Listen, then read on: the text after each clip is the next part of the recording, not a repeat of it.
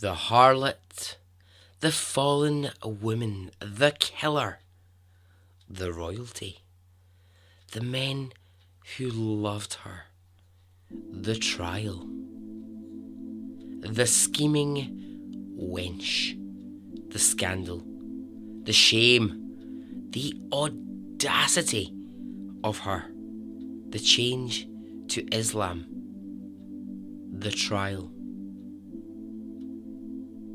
the story of a woman who lived an extraordinary life. Welcome to Extraordinary Stories Podcast.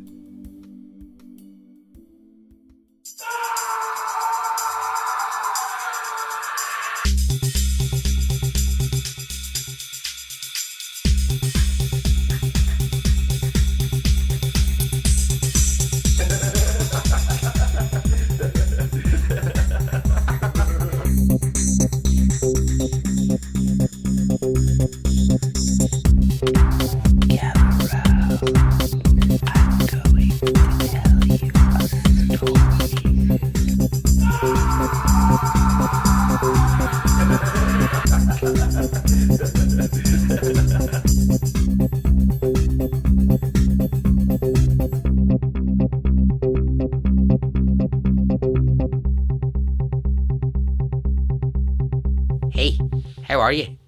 Are you well? Are you good?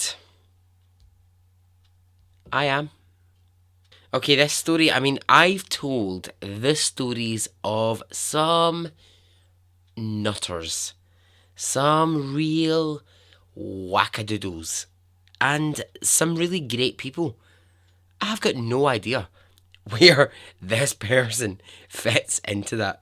Fits in somewhere. She fits in somewhere, but I don't know where.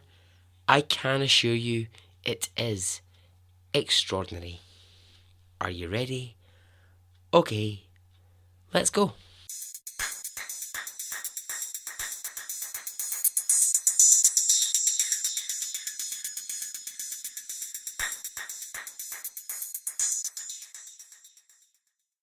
Alright, we're starting in France with a young woman called Marguerite. Now, I'm not sure of the right way to say it, but I'm guessing in the French it would be Marguerite. ooh, it's Marguerite, and that's my French accent. I'm aware. Lots of French people don't just go ooh all the time, but okay, that's me being really terrible in saying that. But in French it sounds better. So I'm saying Marguerite in my accent, but Marguerite in French. There's an oo again. Yeah. Do you know what? I'm not going to do the accent anymore. I'm not going to do it. My apologies. My sincere apologies to the... Right, wait there, actually. Hang on just 1 wee second. Okay, yep, got it. My apologies to the 287 people who are listening in France. On my screen, I can tell where people are listening.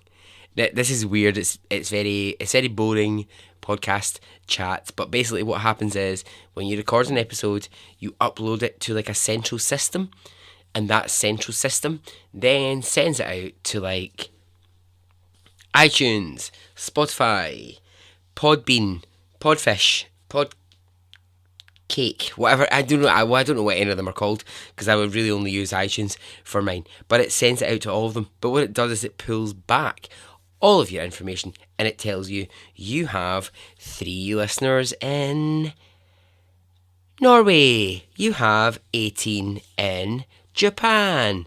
And I can see from this I have 287 people who are listening in France. And so to all of you, I apologise for my French accent.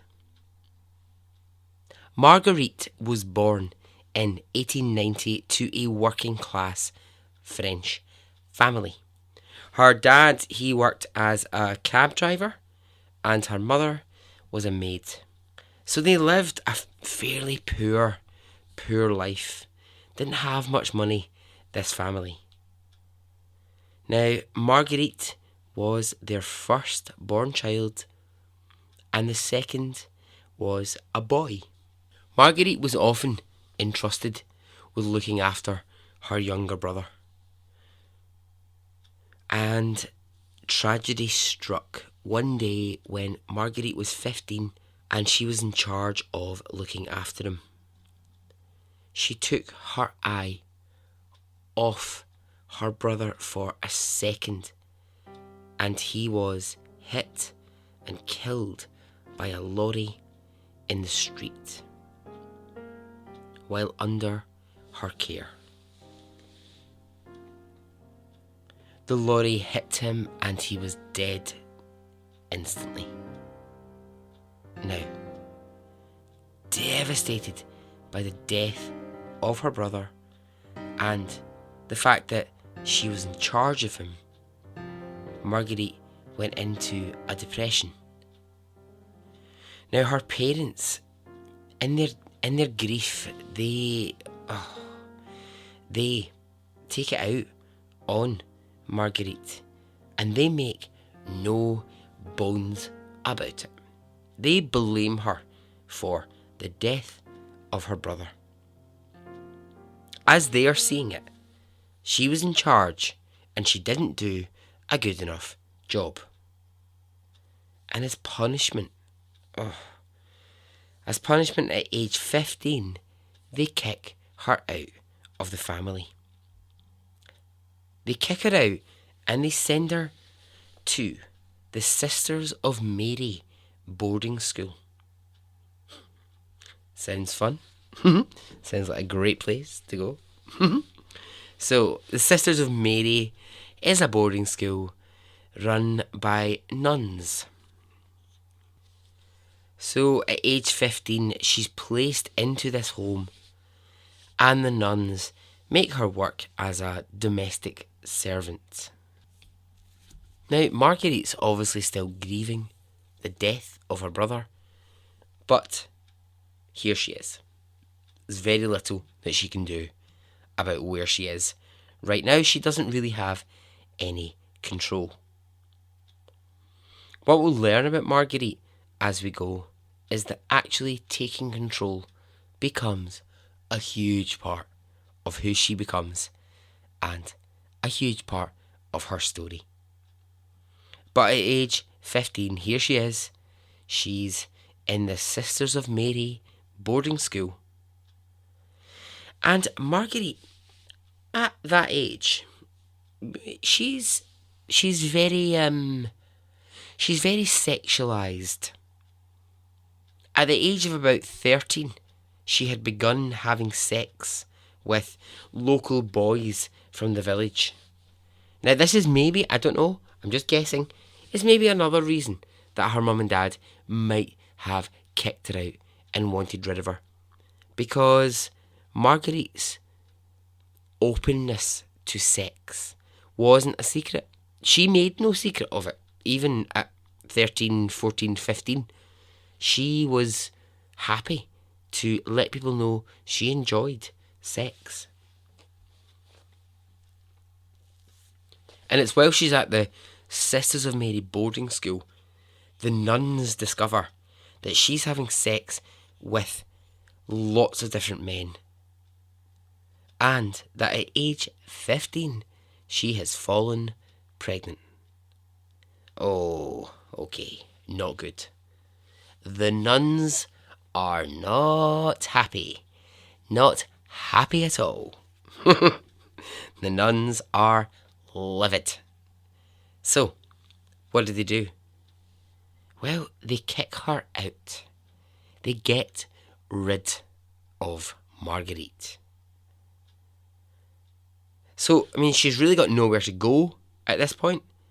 Her relationship with her parents is awful, but she's been kicked out and she's pregnant. So she goes back to her parents and they agree that they will take her in, but only during her pregnancy. So the 9 months of her pregnancy pass, she gives birth to a daughter, and immediately that daughter is ripped away from Marguerite. She goes to live in a farm miles away from where Marguerite is, and she never ever gets to see her daughter. I mean, I know this was the practice at the time, and I know this was, yeah, she was young, yeah, she was 15, whatever. It just seems to me barbaric. Anyway, that's a whole other bloody drama for another time. But yes, so what next for Marguerite? Well, her parents, as soon as she has given birth, they kick her out again. See you later, Marguerite. Be on your way. She spends time wandering in bars, and she's got no money. She's just really relying on the help of others, strangers. Not gonna lie here, I'm not a big fan of Marguerite's parents. Not really got a great deal of fucking respect for either of these at the moment. I mean, yeah, okay, I get that. Oh God, they lost their son and they're blaming her for it.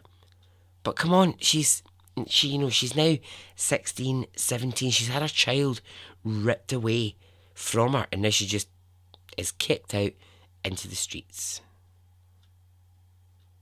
Remember that they are a very, very poor family.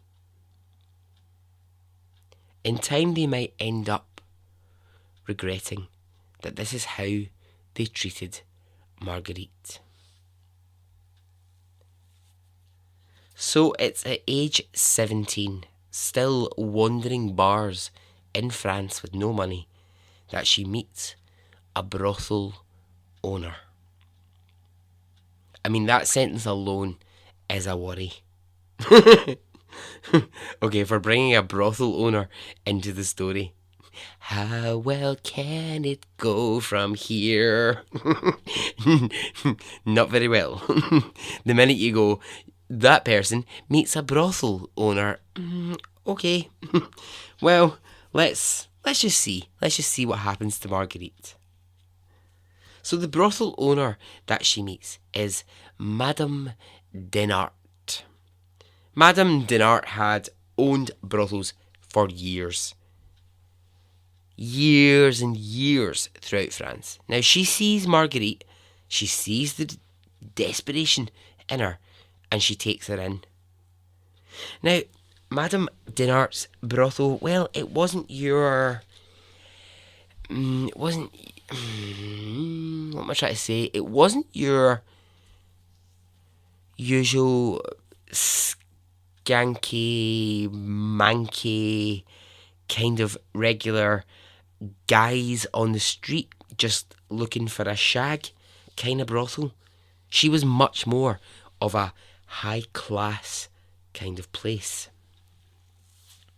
Gentlemen and wealthy business owners, that was the kind of people coming to her brothel. Now Marguerite was 17, she was poor, she wasn't from wealth, but Madame Denart takes her, and she sort of makes her a bit more fancy, a bit more posh, so that she appeals to the higher class of men. Years later, Madame Denart will say, "It was me who made a lady of her." That was me trying to be French again. But I don't think it came out like that. I'm going to fucking ditch this French accent because it's just not working for me.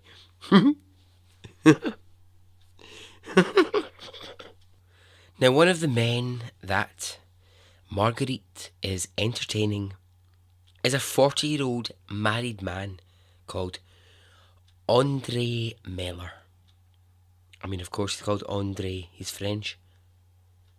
Now he's taken a real liking to Marguerite. She is 17, he is 40, and he wants to conduct a relationship just on their own. An affair of sorts. So what he does is he buys a little flat in France. A little shag pad, for want of a better way to put it. And basically he moves Marguerite in. So now, well, this is a bit contentious. Marguerite starts going by the name Maggie Mellor. So she shortens her first name to Maggie and she starts using his last name. But the tricky thing is they're not married. He's already got a wife and he's concealing his mistress in a flat. But Marguerite decides she's just going to take that surname on. Married or not, she is going to use the surname Mellor. I mean, it's a bit odd. It is a bit odd. They're not married, but she has decided that's going to be her surname. And I'm not here, please be clear, not attacking anyone who's in a long-term relationship with a partner and uses their name as a surname or a double-barreled surname. That's absolutely fine. I just mean, in this circumstance, it's a little bit odd at the time. He's trying to hide the fact that he has a mistress, and she's telling people they're married, and she's using his name. I mean, can you imagine that now? Can you imagine you were having an affair with someone, they started using your last name, and they suddenly popped up on Facebook with your surname? You'd be like, excuse me, I'd really like you to stop doing that. Thanks very much. So the relationship with Andre Mellor, it lasts 6 years. And by now Maggie is 23 and she's still living in the flat that he has bought for her. Now, he starts to pull away from the relationship. He's not sure anymore that he wants to be involved with Marguerite, and she's quite devastated.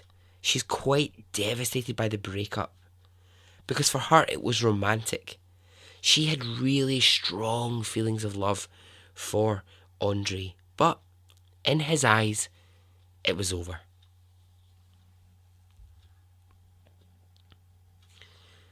So if we just pause to look at what Marguerite has been through, she's already had to kind of survive on her own.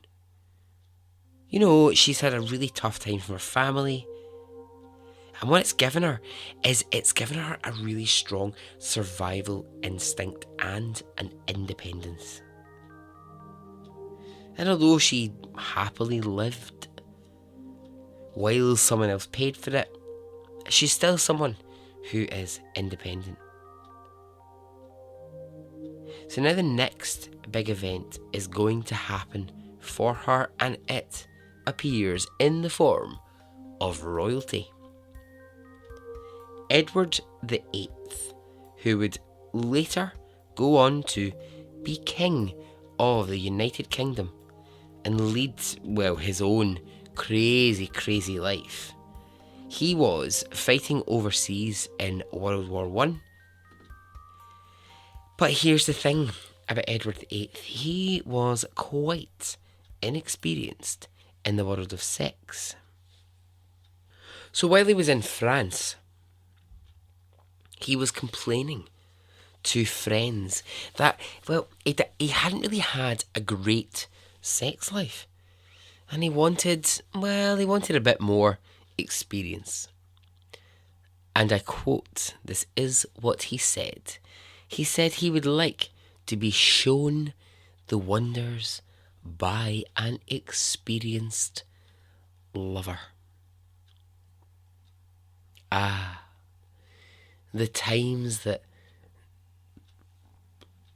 I've shown the wonders as an experienced lover, I can't tell you. I'm kidding.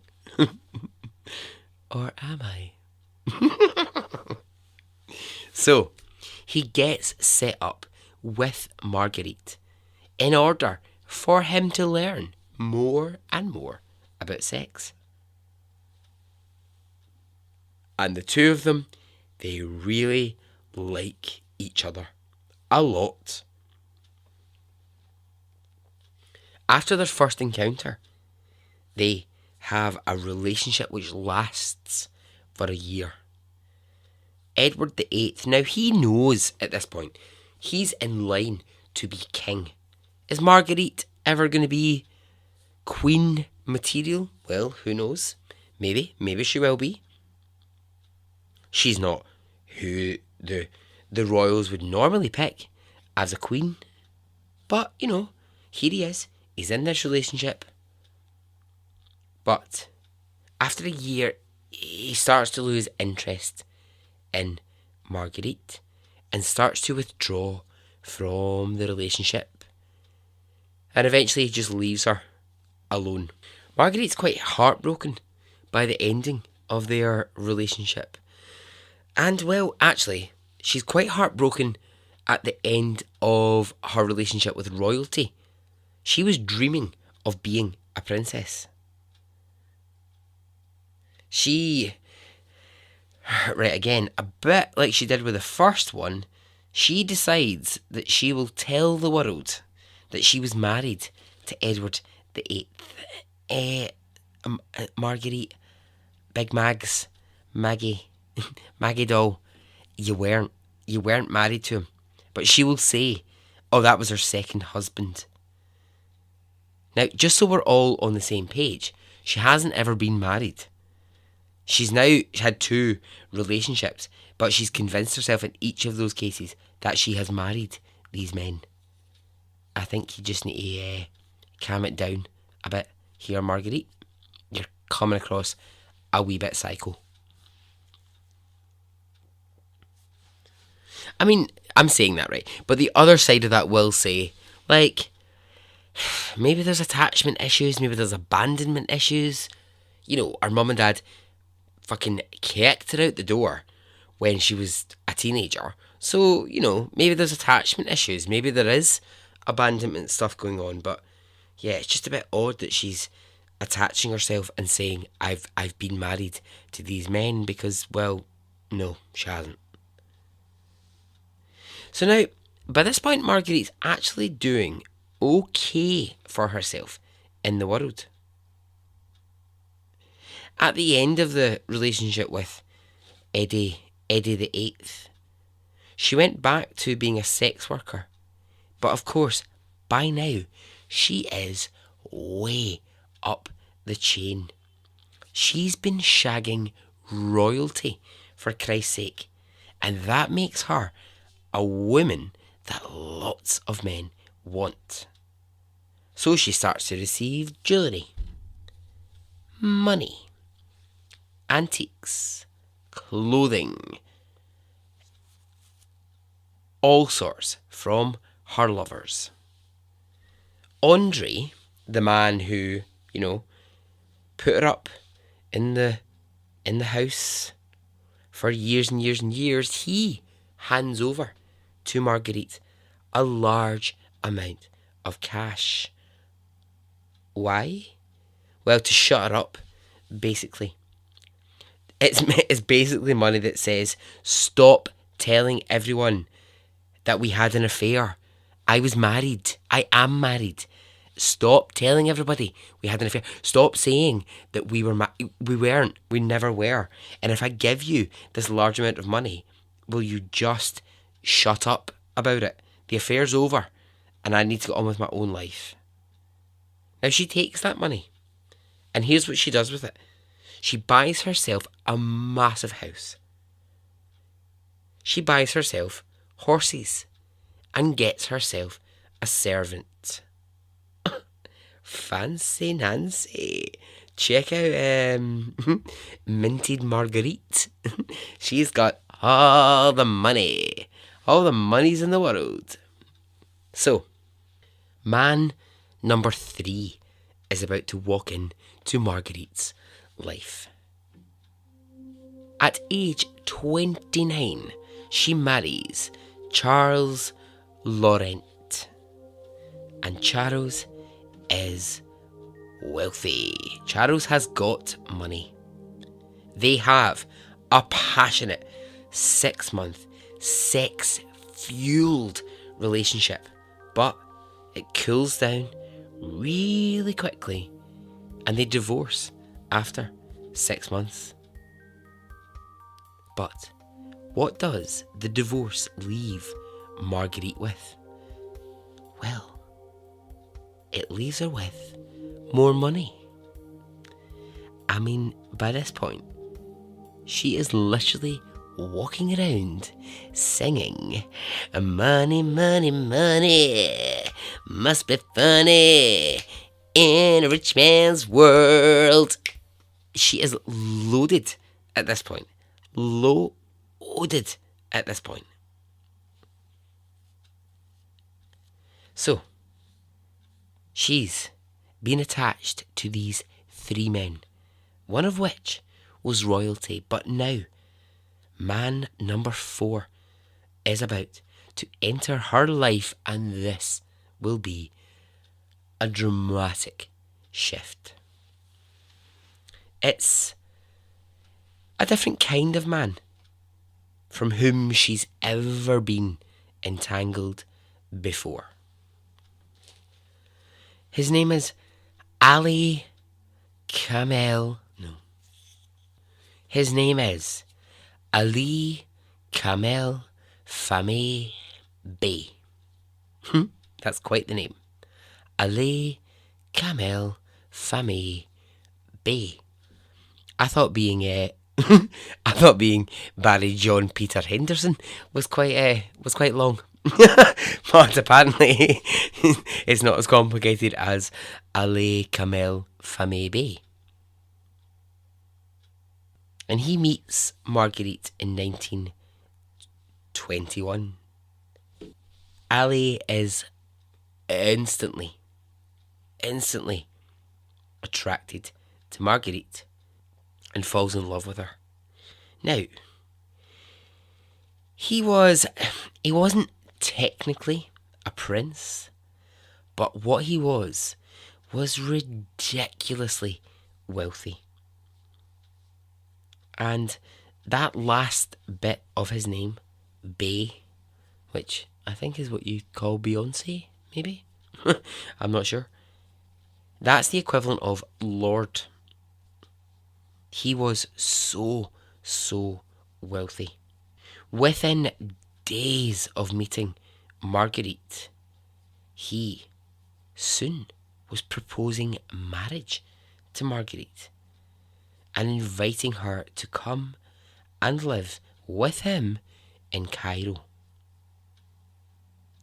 I mean, essentially he was an Egyptian prince, is really kind of what he was. Now, she hesitated. Quite rightly. She hesitated, and it was based on one major thing. If she was to have a relationship with him, she would need to convert to the Islam faith in order for their relationship to continue. After a great deal of consideration, Marguerite, she weighs it up. She weighs up the pros, the cons of marrying Ali, changing religion, and she decides that actually that's what she wants to do. That's what she's going to do. She's going to convert to the Islam faith in order to marry Ali. Now that is a big undertaking, isn't it? There's a woman in Glasgow, and well, I'm making that sound like she's the only one. Of course she's not. But there's a woman in Glasgow who, do you know something? If I could sit down and interview her for this podcast, I would fucking love it. She's white. She looks as Scottish as you could picture a Scottish person looking. But she wears full Islamic dress, including the hijab, covering her head. But she's very, very visibly not who you would see wearing that type of dress.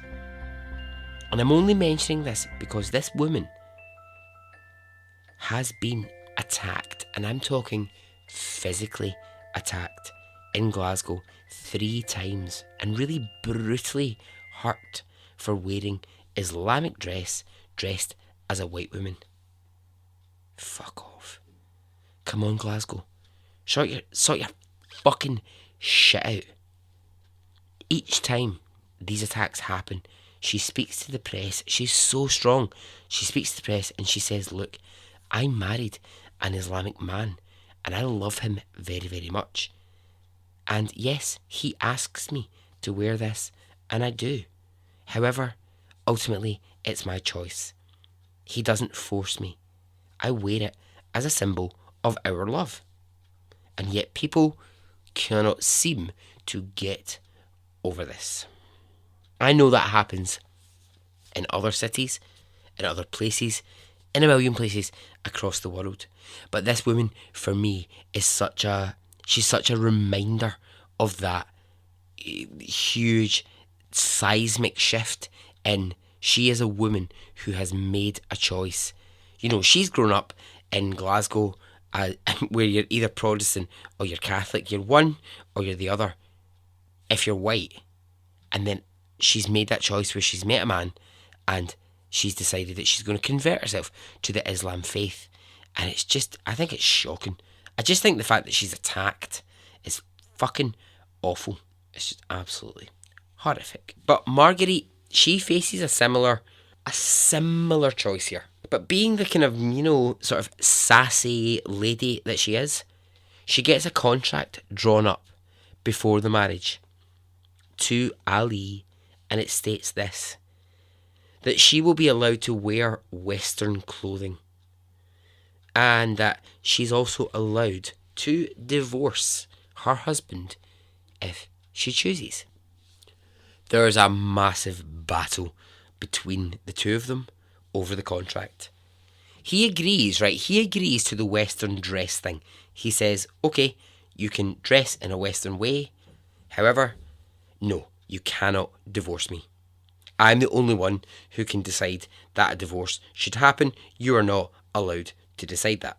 He takes away that power from her entirely. He also adds in this extra clause. I am allowed to take extra wives. So they battle it out.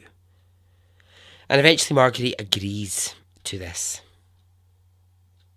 She agrees to the major, I will become Islamic. And she does it really for one very clear reason in her mind. By doing it, it means that she has full entitlement to his inheritance and his wealth. And that is good for Marguerite. The marriage that they have is a very, very unhappy one.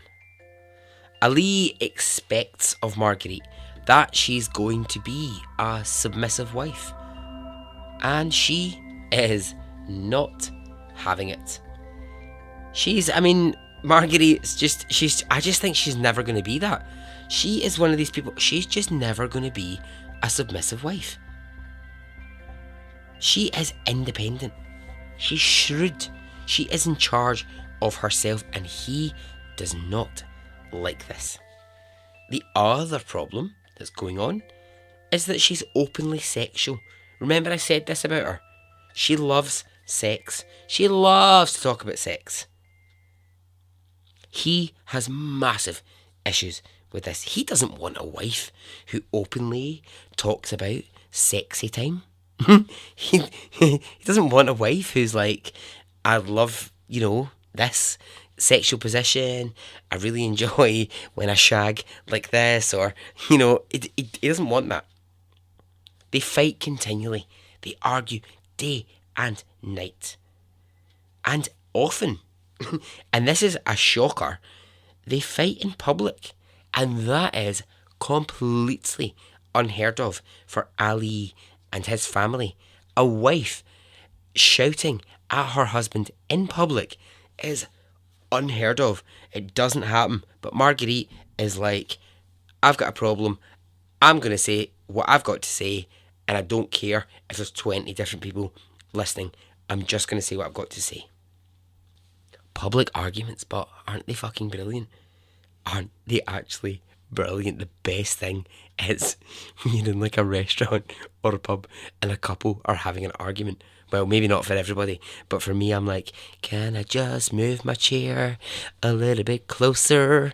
Because I want to hear what the argument's about. Oh, you were late home last Tuesday, were you? Oh, okay, fine. Oh, you don't like her new haircut? Oh, and I love it. Pure totally get involved. I'm like, oh, there's that couple arguing over there, thinking that you know what that's about. I mean, obviously, I'm only doing it from a really good perspective where I'm just worried that someone might get hurt or, be injured in a situation, and not because I am a nosy bastard. Tensions build between the couple. And Marguerite will start to say that Ali is actually abusive towards her behind closed doors. She will say that he's actually verbally and physically abusive. There were rumours at the time that Ali had been engaged in sex with men whilst he was married. And Marguerite had heard these rumours and they didn't shock her. They didn't surprise her. They disappointed her. She was upset by them, but they didn't surprise her. Marguerite will say that she was forced into, and these are her words, unnatural intercourse with Ali. I'm assuming she means bum sex. Now, people looking in on the situation who knew Marguerite say all of this talk of abuse, all of this talk of a terrible marriage kind of looks like she might be ramping up for a big, huge divorce payout. She had begun to make a list of every single abuse that she felt Ali was committing against her. On July 9th, 1923, the couple went to the theatre in London. After they had been to the theatre, they returned to their hotel. And in their hotel room, they had an argument. And it turned violent. It turned very violent. It turned into a physical fight. At which point, Ali stormed out of the room and he was gone for hours. He returned to the room a few hours after, and that was where Marguerite was waiting. Now, she was waiting in a very particular way. She was waiting with an idea in her mind. She had a gun in her hand as she waited for Ali to return. At 2 a.m, hotel staff and guests are woken by 3 shots being fired in the hotel. When Ali returned to the room, Marguerite has shot him execution style from behind. 2 shots in the back of his head and 1 in his back. He lies dead on the hotel floor. Police arrive and Marguerite is arrested.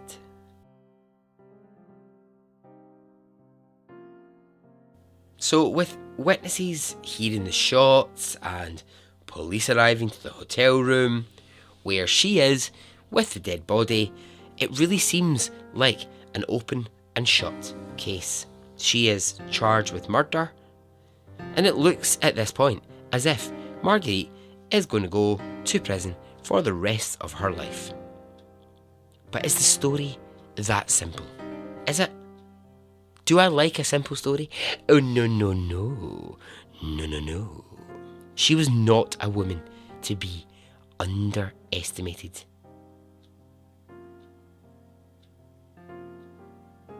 And I think it's worth maybe arguing that actually Marguerite, she was one of these people in life, I think, who took risks, but they were calculated. She took calculated risks because she always knew, as we will discover right now, she had something very, very powerful up her sleeve. Very, very powerful indeed.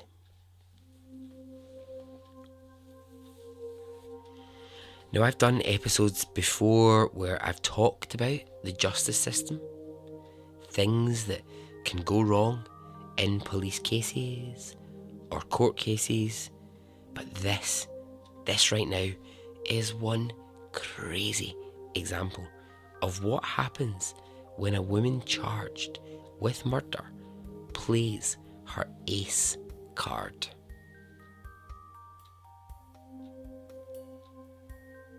Marguerite, throughout her life, had always asked that her lovers would write her letters.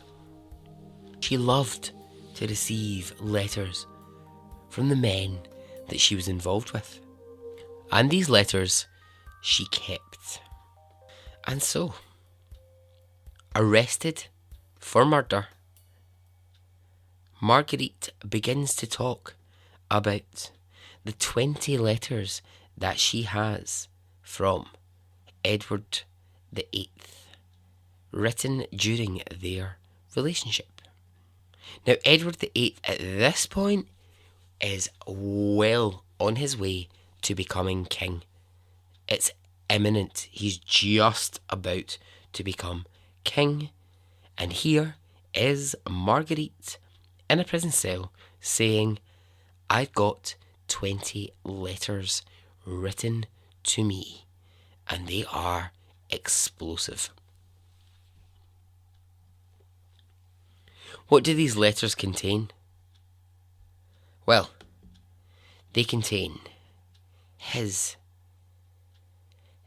sexual descriptions of what he would like to do to her body, and they are explicit. In these letters, he says terrible things about the royal family. He talks of how he thinks other royal family members are useless and should be gone. He talks to Marguerite in these letters about the corruption that's running through World War I. He names names. He gives details of where corruption has happened. And now, here is Marguerite, charged with murder, and she is in possession of these very, very damaging letters. Can you imagine what would have happened if those letters had got out? If those letters had ever made their way into the press? I mean, we're not talking, Donald Trump and Stormy Daniel, or whatever her name is, or Bill Clinton, or Charles and Camilla. We're talking like he is about to be king, and she could ruin him forever.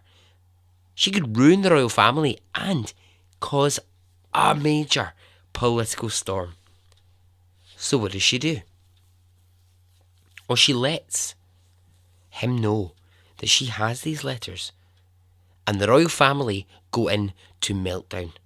It becomes a massive, major concern, and there's panic going on everywhere in the family about how do we get these letters stopped. What do we do now? How do we get these letters back? So while that panic is happening, her murder trial arrives. And a deal is made. A deal is somehow brokered. And the deal is this. Marguerite's life before her marriage to Ali will not be brought into the discussion in court. Her previous relationships, they're not mentioned. Instead, she will be presented in court as a woman who was pushed to the edge by a cold-hearted Islamic husband who was abusive, and she was pushed to kill him through years of abuse. She is the victim 100%. No doubt about it, she was the victim. We hear nothing of the men that she went out with before. We hear nothing of her relationship to royalty in that courtroom. Marguerite's trial, guess what it gets called? Just guess. It gets called the fucking trial of the century. Oh, shut up.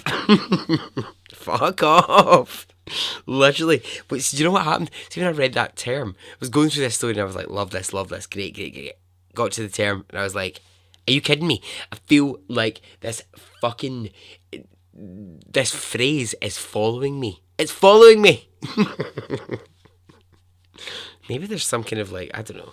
Maybe that's, I'm making jokes about it now. Maybe I'm going to be like horrifically murdered tomorrow in some brutal way. And actually, ironically, I'm going to end up becoming the trial of the century. I don't know. But I just feel like the phrase will never fucking leave me alone. So, inside the courtroom, the jury are only seeing a victim. But outside of that, it's a spectacle. It's huge.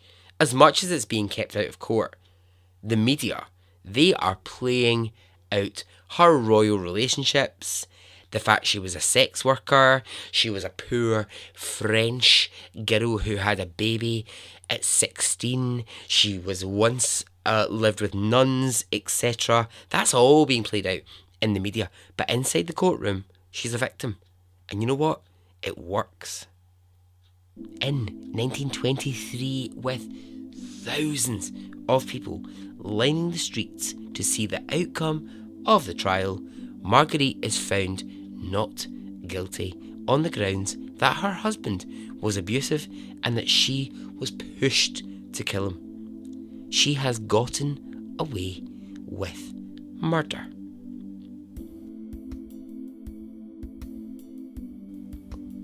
Marguerite leaves the court and she is a free woman, able to move wherever she wants to, and she chooses to stay in France. With the money that she'd now gathered from the many men, especially Ali, because she was still entitled to his money, the man that she shot to death. She was able to fund herself and live as a very wealthy woman in France.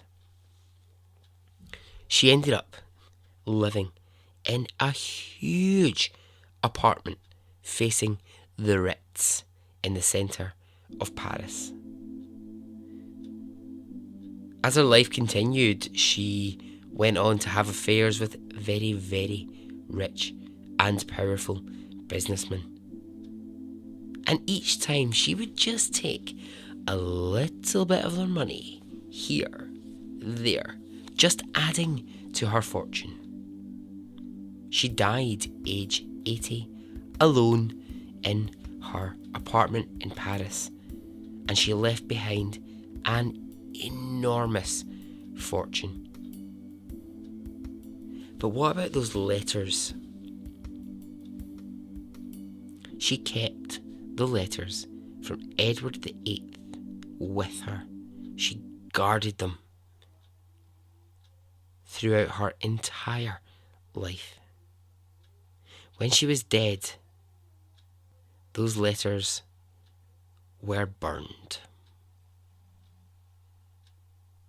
And so ends the story.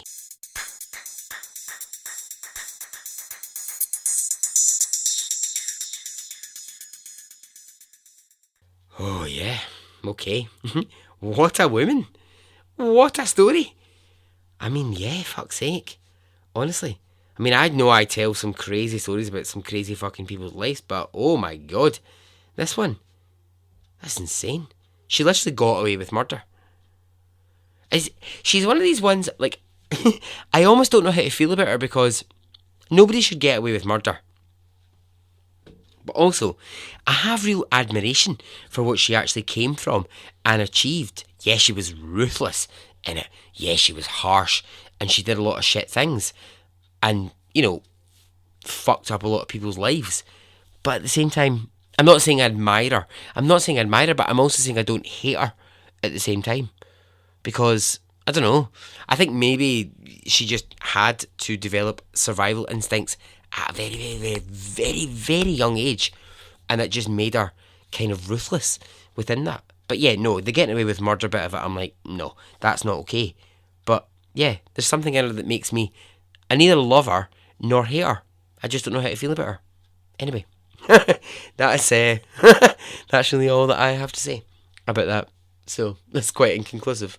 But yes. Alright, if you want to get in touch, please do. Twitter, Instagram, Facebook, the page, the group. Get in touch. Okay. If you want me to give you a shout out, please just ask me. Please, just do it. If you have, actually, if you got something you would like me to talk about, because the next B Notes episode, and if you don't know what those are, it's an episode that I do that's basically not about storytelling. It's not about, it's just a collection of lots of like bits and pieces from where I discuss things that have come up, previous episodes, blah blah blah. It's all a bit random. If you've got something you want to suggest for the B episode, for the B Notes, please get in touch. Let me know what they are. If not, fine. And I hope that you are well until I speak to you again. Okay, goodbye.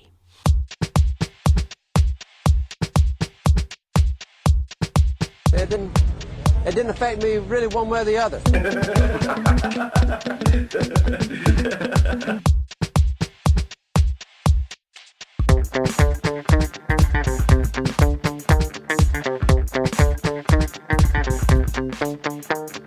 I would imagine from the look on his face,